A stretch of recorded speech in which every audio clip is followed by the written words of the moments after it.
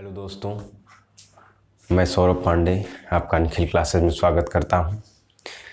आज जैसा कि आप लोग देख सकते हैं स्क्रीन पर कि अब ये इस चैनल पर जो जीएस का पूरा सेक्शन आने वाला है तो वो किन किन एग्ज़ामों के लिए हेल्पफुल रहेगा। जैसा कि आप देख सकते हैं कि टारगेट ऑडियंस कौन कौन से हमारे, कि मतलब ये किन किन एग्ज़ामों को अप्रोच किया जाएगा।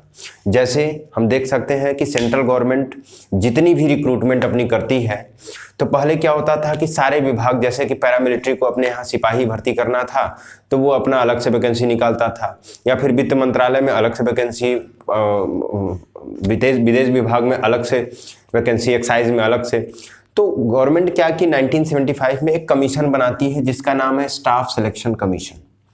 भर्ती यानी कि जो सेंट्रलाइज करने के लिए कोई एक कमीशन हो, एक आयोग हो जो कि सारी चीज़ों की भर्तियों को करा दे और सीधे सीधे उसको सेंट्रल गवर्नमेंट के जिस भी विभाग में, जिस मंत्रालय में नियुक्ति देनी है, वो पैरामिलिट्री में देनी है, वो सीधे सीधे ले जा करके दे दे। तो स्टाफ सिलेक्शन कमीशन कर्मचारी चयन आयोग का निर्माण किया गया जो कि सेंट्रल गवर्नमेंट के लिए कौन कौन सी परीक्षाएं कराता है। सीजीएल यानी कि कंबाइंड ग्रेजुएट लेवल, यानी कि इसमें कुछ बी ग्रेड के ऑफिसर होते हैं, कुछ सी के होते हैं। तो कंबाइंड ग्रेजुएट लेवल जो विद्यार्थी ग्रेजुएट होते हैं वो इन पोस्ट को भरते हैं, तो सीजीएल एग्जाम कराता है। इन एग्जामों का जैसे जैसे किसी एग्जाम का नोटिफिकेशन आएगा, जैसे कि सीजीएल अभी आया हुआ है, सीएचएसएल आया हुआ है, आएगा। इनकी मई में परीक्षा होने वाली है, इनकी अप्रैल में परीक्षा होने वाली है। तो इनका अलग से हम नोटिफिकेशन को डिस्कस करेंगे, इनकी एलिजिबिलिटी क्राइटेरिया क्या है। अभी हमारा ये फोकस है कि ये जो हम लोग सेशन शुरू कर रहे हैं ये किन किन एग्जाम के बच्चे देख सकते हैं, उनका एक जगह आइडिया लग जाए कि हमारे काम की चीज़ यहाँ पे है। तो इसलिए सीजीएल एग्जाम एसएससी लेता है, उसके लिए हमारा जो सेशन आएगा वो आपके लिए काम का रहेगा, हेल्पफुल करेगा। और CHSL combined higher secondary level, यानी कि इसी में जो ग्रुप सी में आते हैं, क्लर्क वगैरह होते हैं किसी मंत्रालय में, तमाम विभाग में जो ग्रुप सी की नौकरियां होती हैं वो सीएचएसएल के थ्रू भरी जाती है। इंटरमीडिएट इसकी योग्यता होती है। एमटीएस का ये क्या है, मल्टीटास्किंग स्टाफ, यानी कि ये 4th ग्रेड की नौकरी है। हर विभाग में 4th ग्रेड के लोग चाहिए होते हैं जो कि ग्रुप डी के रूप में होता है, तो वहाँ एमटीएस के थ्रू भरे जाते हैं वैसे लोग। सीपीओएसआई सेंट्रल पुलिस ऑर्गेनाइजेशन जो है उसमें आपके जो भी पैरामिलिट्री फोर्सेस हैं उसमें सब इंस्पेक्टर की जो ज़रूरत होती है वो एसएससी एग्ज़ाम लेता है और उसको सीपीओएसआई बोला जाता है, उसके थ्रू भेजा जाता है वहाँ पे। नेक्स्ट होता है उसी विभाग में, उसी पैरामिलिट्री में जो आपके जैसे सीआईएसएफ है, असम राइफल है, आपका एसएसबी है, बीएसएफ है, तो इन सब चीज़ों में सीआरपीएफ है। इनमें जो कांस्टेबल होते हैं एसएससी जीडी के थ्रू, वो जीडी के थ्रू जाते हैं। जो सब इंस्पेक्टर होते हैं वो सीपीओएसआई के थ्रू जाते हैं। इसके बाद एक और लास्ट एग्जाम एसएससी लेता है जो कि जूनियर इंजीनियर का होता है। जो टेक्निकल बैकग्राउंड से होते हैं उनके लिए कुछ पद जो केंद्र सरकार के पास जूनियर इंजीनियर का भरना होता है, वो जेई एग्जाम के थ्रू, एसएससी जेई वो होता है। चलिए आगे देखते हैं और किनके हेल्पफुल होगा। जो भी लोग एलटी ग्रेड शिक्षक भर्ती की वो तैयारी करने वाले हैं उनका पहला पेपर कॉमन होता है जो कि जीएस का होता है, उसके लिए पूरा ये हेल्पफुल रहेगा हमारा सेशन। और उसके साथ जो हम क्वेश्चन सीरीज डिस्कस करेंगे, पहले शुरुआत में चैप्टर वाइज कॉन्सेप्ट को डिस्कस करेंगे, एक एक सब्जेक्ट का बाकायदा सिलेबस देंगे, सिलेबस के अकॉर्डिंग हम पूरे कॉन्सेप्ट बताएंगे। उसके साथ में उसी के पैरेलल हम क्वेश्चन पेपर्स को भी डिस्कस करेंगे, जो भी विगत वर्षों में पुराने पेपर्स प्रीवियस ईयर में पूछे गए हैं उन क्वेश्चन को हम डिस्कस करेंगे। तो पहला काम ये करेंगे, तो इसके थ्रू उन शिक्षक भर्ती एलटी ग्रेड में ये काम आएगा हमारा जो सेशंस होगा। जीआईसी शिक्षक भर्ती अभी जस्ट हुई है, अभी मेंस होने वाला है, लेकिन अभी फिर एक नई जीआईसी शिक्षक भर्ती आने वाली है, तो उसके लिए हेल्पफुल रहेगा। यूपी टेट का एग्जाम होने वाला है, उसमें जो जीएस का सेक्शन है, जो इन्वायरमेंट का सेक्शन है, वो काम आएगा फर्स्ट पेपर में, और यूपी टेट के सेकंड पेपर में तो सामाजिक विज्ञान में पूरा ही हमारा जीएस का काम आएगा, चाहे वो हिस्ट्री, पॉलिटी, ज्योग्राफी, इकोनॉमिक्स और साइंस हो, सब कुछ काम आएगा यूपी टेट में और सी टेट दोनों में। तो सी टेट के सेकंड पेपर में भी सबसे ज़्यादा हेल्पफुल रहता है, फर्स्ट पेपर में थोड़ी सी कम रहेगा। तो पूरा जीएस का सेक्शन। तीसरा आता है आपका RRB, railway recruitment board. Railway recruitment board में क्या होता है, बहुत सारे एग्जाम है, जैसे आप लोग सुने होंगे सरकार इतनी देर करे, 3 साल 4 साल लग गया, एनटीपीसी अभी तक क्लियर नहीं कर पाई है। तो एनटीपीसी का एग्जाम होता है, उसके लिए हमारा जो भी सेशंस होगा हेल्पफुल होगा। लोको पायलट का एग्जाम हुआ था, ग्रुप डी के एग्जाम हुए थे। ये इसमें जो जीएस वाला सेक्शन होता है वो पूरी तरह से आप निर्भर हो सकते हैं, हम पे विश्वास कर सकते हैं, वो पूरी तरीके से कवर किया जाएगा। जब हम सीजीएल को कर रहे हैं तो ये सब एग्जाम बड़े आराम से हो जाएंगे। सीजीएल इन सब एग्जामों में लगभग सबसे अच्छा एग्जाम है, तो इससे भी ऊपर की कंटेंट हम देंगे, उसकी चिंता आप मत करिएगा। लेकिन चलिए आगे बढ़ते हैं।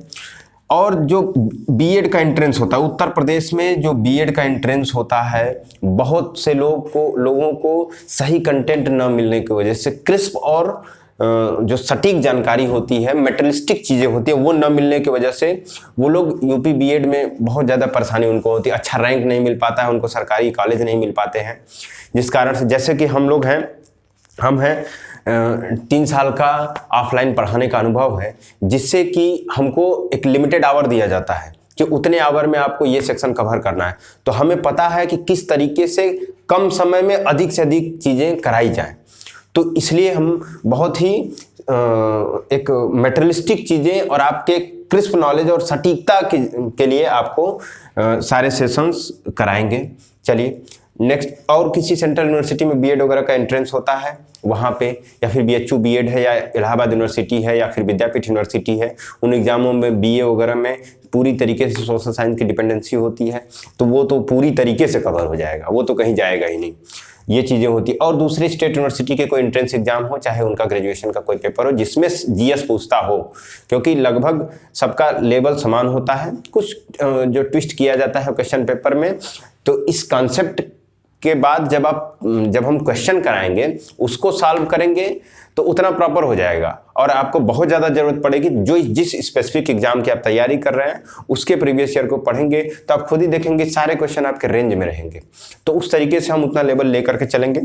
नेक्स्ट आता है UPSC subordinate service selection commission, Uttar Pradesh अधीनस्थ सेवा चयन आयोग, जो कि हमारे जो भी ग्रुप सी और ग्रुप डी की सारी उत्तर प्रदेश में जो लेता है, बहुत सारे एग्जाम होते हैं। जैसे आपका अभी हाल ही में लेखपाल आया हुआ है, उसका हमने वो नोटिफिकेशन भी डिस्कस किया था, आप देखेंगे आई बटन पे तो आपको दिखाई देगा।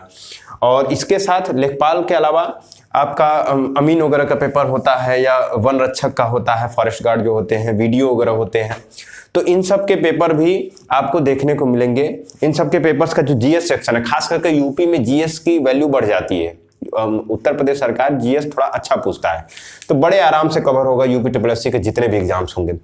इसके बाद नेक्स्ट बोर्ड आता है आपका उत्तर प्रदेश पुलिस भर्ती board, Uttar Pradesh police recruitment board, यूपीपीआरबी। ये अपना एग्जाम अलग से उत्तर प्रदेश पुलिस विभाग लेता है। जो यूपी कांस्टेबल, जैसे अभी हाल ही में 41,000 वैकेंसी हुई है, उसके बाद 49,000 वैकेंसी हुई है, अभी अब वो उसका टेंडर जारी हो गया 26,000 पदों का।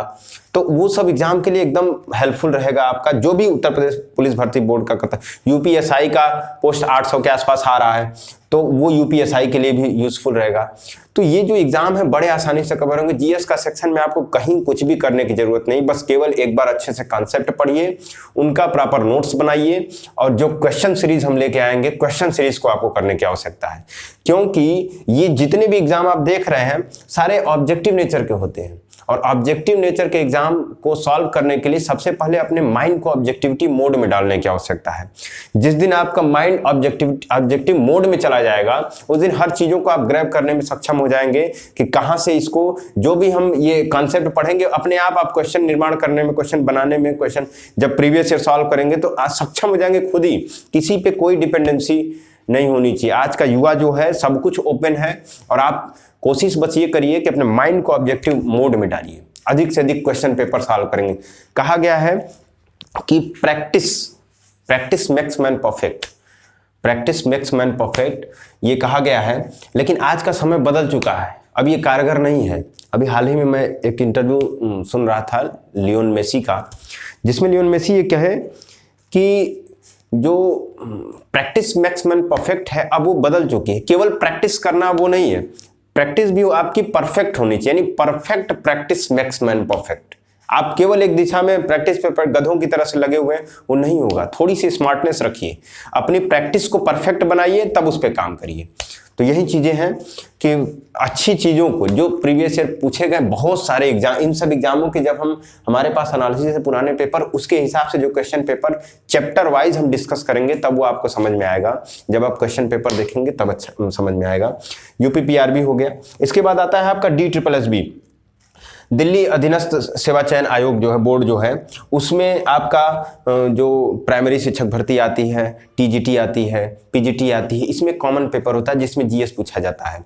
तो उस GS के लिए बड़े अच्छे से हेल्पफुल रहेगा आपके लिए। केंद्रीय विद्यालय संगठन में भी वही कहानी है, उसके प्राइमरी TGT और PGT में GS का कॉमन पेपर होता है, वो हेल्पफुल रहेगा। नवोदय विद्यालय संगठन, ये दोनों KVS और NVS पिछले 2018 की वैकेंसी हुई है, 3 साल से अभी नहीं आई है, बहुत जल्द आने वाली, जो भी BEd BTC धारक हैं उनके लिए हेल्पफुल रहेगा। तो ये सारे एग्जाम्स जो हैं ये कवर होते हैं हमारे इस, जो भी हम लेक्चर्स आपको डालेंगे, GS के पूरे लेक्चर्स और उसके साथ उसकी क्वेश्चन सीरीज, दोनों चीजें जब तक आप नहीं करेंगे तब तक मामला होने वाला नहीं है कुछ भी। क्योंकि कॉन्सेप्ट आपका क्लियर हो गया, ये जो रामकथा कॉन्सेप्ट हम लोग बताते हैं, लेकिन जब तक उसको क्वेश्चन पेपर नहीं सॉल्व करेंगे तब तक आइडिया नहीं लग पाएगा।